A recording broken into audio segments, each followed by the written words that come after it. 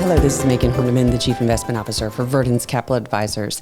Coming to you today with our regular segment of Markets with Megan. We got a bunch of economic data today. The biggest report, though, was retail sales. So this was consumer spending for the final month of 2023 for December. And the numbers came in much, much better than anticipated, no matter which way that you look at these reports.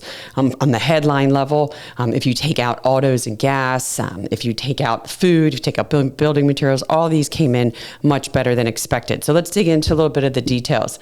What we consider discretionary spending, so think of things in this report like furniture, electronics, clothing, merchandise, department stores. This had its best year-over-year increase since January of 2023. And remember, the first month of January last year was a big surprise from a retail spending perspective. When you look at these reports, what actually rose the most for the month in December, it was clothing, merchandise, department stores, and also internet shopping. So a solid report all around. I don't want to put cold water on this report, but the equity market is lower today, and I'm going to explain why. Part of this is the fact that the Federal Reserve is probably not going to come in and cut interest rates in March. The economy, especially the consumer, is still strong, so the Fed doesn't really need to come in and do anything. So you're seeing the equity markets down, bond yields are higher as investors are getting more realistic on what the Federal Reserve is going to do this year.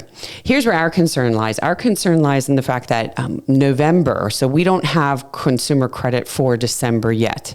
But if you look at November, so this is the first month where you're getting into the holiday shopping season, we saw the biggest increase on a monthly basis in credit card debt since March of 2022. So when we get the consumer credit report, it will be interesting to compare these two, see was the majority of the spending put on credit card. We've often mentioned that this is a concern in 2024 because this will catch up to consumers, and we think that these types of spending numbers probably aren't sustainable.